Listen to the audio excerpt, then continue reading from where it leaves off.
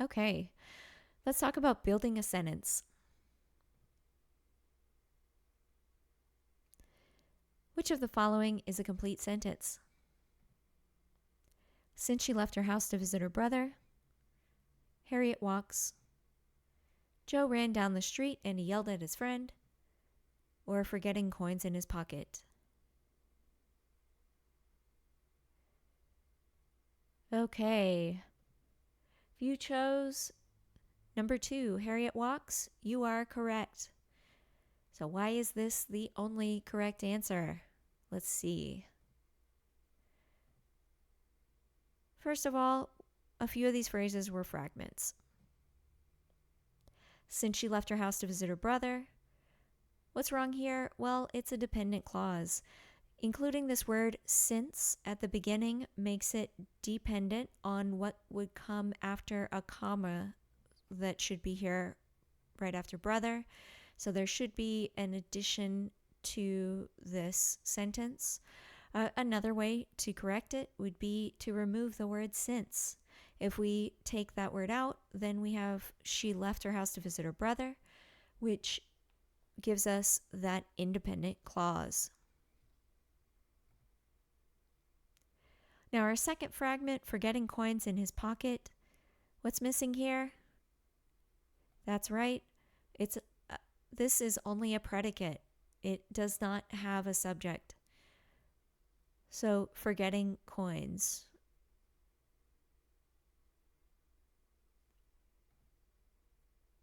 So to correct it, maybe we would say he keeps forgetting coins in his pocket, or if we want to change it to past tense, he forgot coins in his pocket.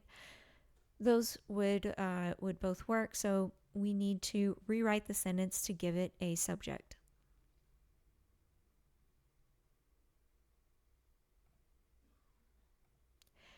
Now, why was Joe incorrect? Well, Joe ran down the street and he yelled at his friend. As you can see, this highlighted portion, we do have the word and here, but since we have he yelled at his friend is an independent clause. Joe ran down the street is also an independent clause. We need more than the word and here to connect them. So we need a comma. If we were to put a semicolon here instead, we would put a comma after the and then it would be down the street, semicolon, and comma, he yelled at his friend. That could also be a fix for this, or you could break it into two separate sentences. Now, in our case, we chose to add the comma before the word and, so between the words street and. Joe ran down the street, comma, and he yelled at his friend. And that gives us our comma conjunction, creating a compound sentence. Now, basic sentence structure in English is subject predicate, and most often this appears subject verb object. However, we do also have fun things like prepositional phrases and dependent clauses, essential and non-essential clauses and phrases. So there are other things often going on in there, especially when we're speaking about more complex subjects or just in general chit chat. But whenever we talk about subjects and predicates, the subject is the word or phrase performing the action in a sentence. The predicate will be everything else, essentially. That's going to be the simplest way to explain it. The subject is going to perform the action. The predicate is everything not in the subject. So anything describing the sometimes there are some additional descriptive words and things that go along with the noun or pronoun that is our primary part of the subject. But basically, the subject is performing the action. The predicate is going to be the action, the verb, and whatever direct object may or may not be there. So let's practice and look at these two sentences and figure out what are the subjects and the predicates. I heard a scary noise emanating from the door. Or I heard a noise emanating from the scary door.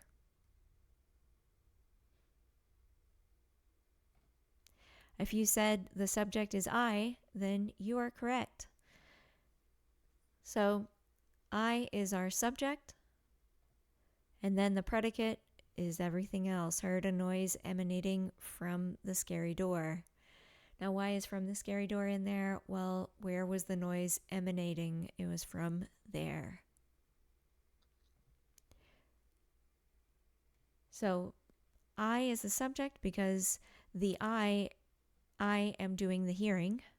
And what did I hear? A noise emanating from the scary door. Here's another one. Here come the clowns. So here is the subject, right? Since it's in the front. Incorrect. It is the clowns. And here come would be our predicate. Now, why? Why is it this way? Well, because the clowns are performing the action of coming here. So here come the clowns would be the clowns are the subject, and what are they doing? They are coming here. Now, here's a quick test for sentence completeness to make sure that you put your sentences together and have all the bits and pieces in there. First question, is there a verb? If there is not a verb, then it is a fragment. If we do have a verb, is there a subject?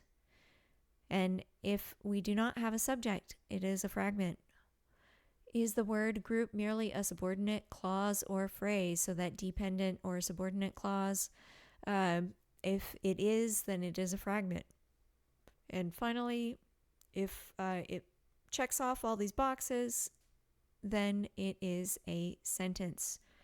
So there needs to be a verb, there needs to be a subject, and it needs to not be a subordinate clause or phrase. Now you'll notice there are several asterisks and additional pieces of information in here.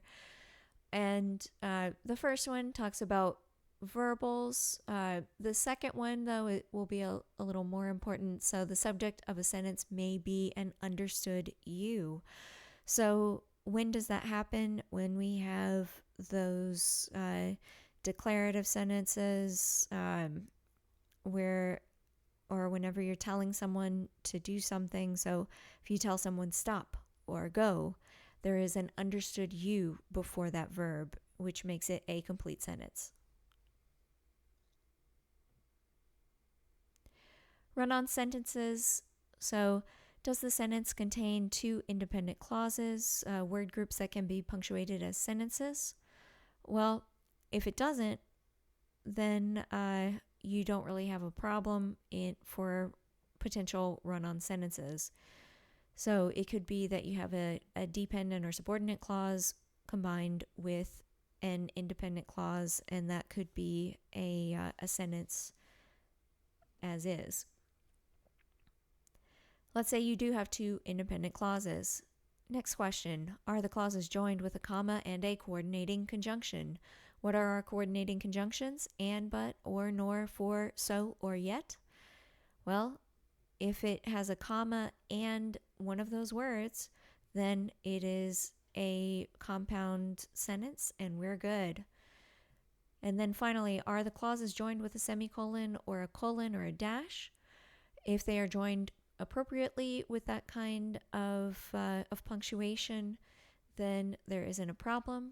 However, if the answer is no, then your sentence needs to be revised because it's a comma splice or a fused sentence. So a fused sentence where you're using that conjunction but you don't have a comma in there, or maybe you just kind of shoved two things together without any conjunctions or commas or other punctuation.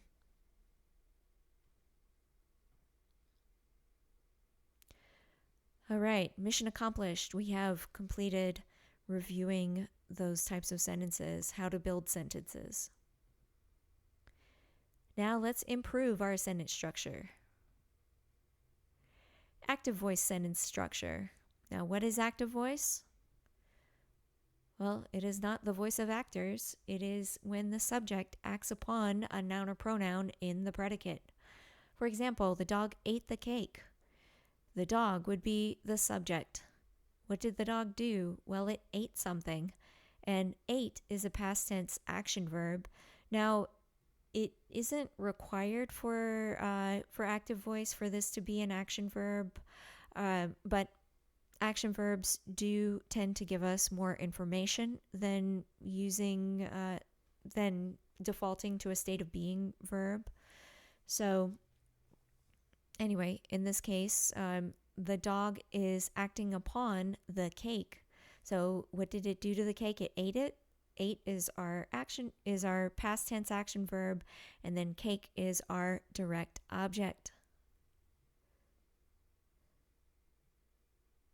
So whenever we look at this sentence, we can see the dog is doing the acting upon the cake. And this is the form that we want to use whenever possible. It provides the clearest sentence, the clearest amount of information. We aren't necessarily looking for anything crazy whenever we're talking about media writing. Remember, we want things to be clear and we want them to be concise. And this is one of the fastest ways to do it, is by writing in active voice. Now, by comparison, let's look at passive voice sentence structure. The subject is acted upon by a noun or pronoun in the predicate. For example, the cake was eaten by the dog. So when we have the same concept, right? A dog eating a cake, except now our subject is the cake, and the cake was acted upon by the prepositional phrase by the dog. So the cake was eaten by the dog. The dog was not eaten by the cake, right? So we still are describing the same scene by starting with the cake. However, in this version, the subject of the cake is being acted upon by the dog. And this is wordier, less effective. You can see that it has all of these additional words in here. The dog is buried in a prepositional phrase, and we're having to use a verb phrase here instead of just one 3-letter word. So it adds up and starts making things clunkier. So it's, generally speaking, it's going to be better to use active voice whenever you can.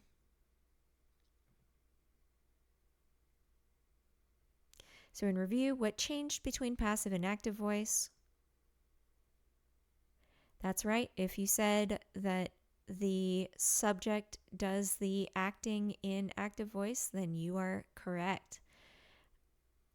And in passive voice, the subject is laying back and it is being acted upon by something in the predicate. So verbs. Whenever we talk about verbs, they're the heart of the sentence. They explain what's happening. And the main categories for verbs are actions and states of being. So when we talk about verb tenses, now there are several other subcategories, but we're mainly talking about present, which is happening right now, the past, which already happened, and the future, which is coming, so the thing that will happen. Now, when we talk about verb tenses in media writing, generally speaking, think of print news focusing mainly on the past and the future. Broadcast happens in the present. Remember that if you want to think of broadcasts, so traditional television news is going to be live. And also, if you think about live streaming too, we're thinking of it in terms of the present and also the future. So giving people a heads up about what is coming their way. And then web writing is in kind of a murky area.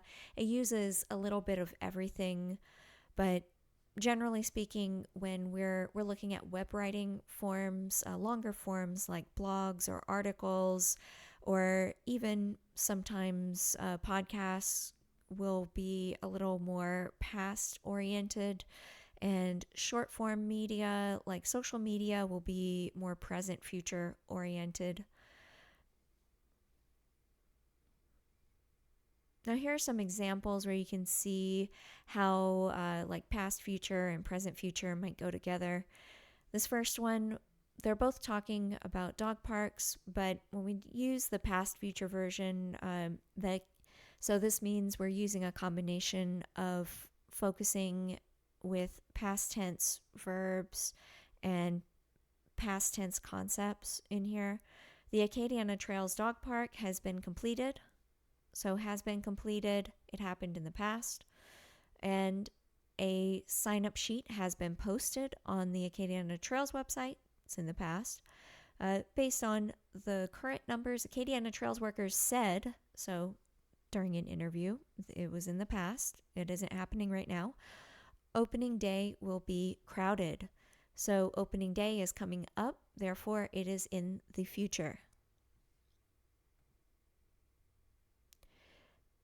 And some examples using present future. The Acadiana Trails Park opens Monday. So opens is technically the present, but it is opening on Monday.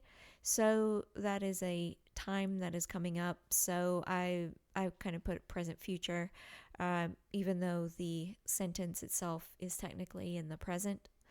A sign-up sheet is posted on the Acadiana Trails website, which is the present.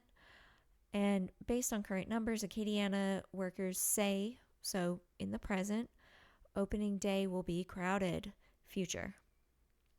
And whichever version you're using, you want to stick to it throughout your post or your article.